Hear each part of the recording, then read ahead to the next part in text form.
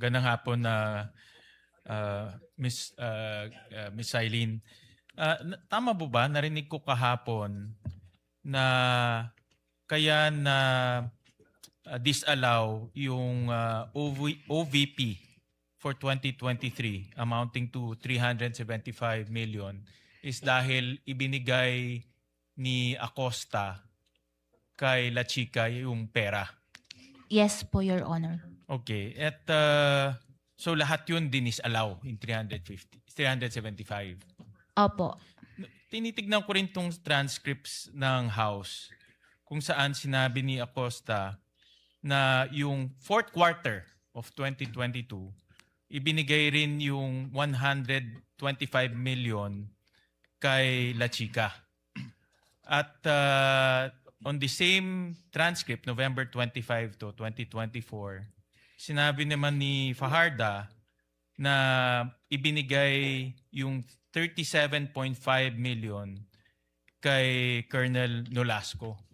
So in both instances, yung fourth quarter of 2022, tsaka yung buong DepEd confidential funds, ibinigay ng Special Dispersing Officer sa iba.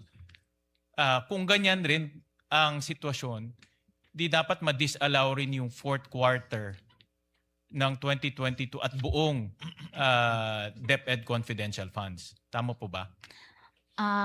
Yun po kasing sa disallowance nung sa DepEd, di ba nga, yung sa DepEd po kasi is di ba po meron na kaming na issue na credit notice. And dahil nga po sa additional information after namin ma-release yun, August 2024 po kasi yun, November 2024 nagkaroon ng CGPA.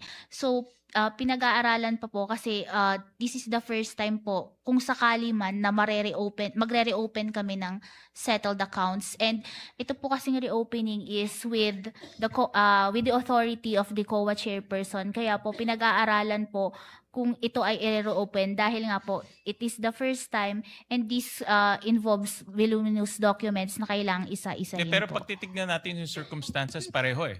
Opo, Binigay tama yung po. pera kay La Chica, binigay yung pera kay Nolasco. Kung ganun susundan natin na rational, pwedeng ma-disallow rin yung fourth quarter OVP at buong DepEd confidential funds. Tama? Yes po, tama po. So pwedeng ma-disallow buong 612.5 million na confidential funds sa OVP at sa DepEd. Tama? Yes po, tama po. At yan ay dapat ibalik Opo, ng mga accountable officers. Opo, tama po. Bakit mahalaga ang papel ng Special Dispersing Officer? Yung Special Disbursing Officer po kasi, siya yung may responsibility to disburse yung cash advance. And dun po kasi sa nangyari sa DepEd at saka sa OBP, nung i-transfer po niya ito sa ibang tao, naputol na po yung chain of accountability. Nawala na po yung wala na siyang personal knowledge kung talaga bang ginamit ito ng mga security officers na pinagbigyan for confidential activities po talaga. And mababaliwala yung certification na this is for the confidential operations of the agency po and legal and necessary yung naging gastos po. In your opinion ngayon na ibinigay ito sa non-Special Dispersing Officer, anong pwedeng mangyari sa pondo na sabi mo kahapon public funds? Dahil nga po naging mali yung paggasta nito, kailangan pong ibalik ito sa pondo ng bayan. Kung binigay sa hindi siya na SDO, non-SDO, anong pwedeng mangyari doon sa pondo?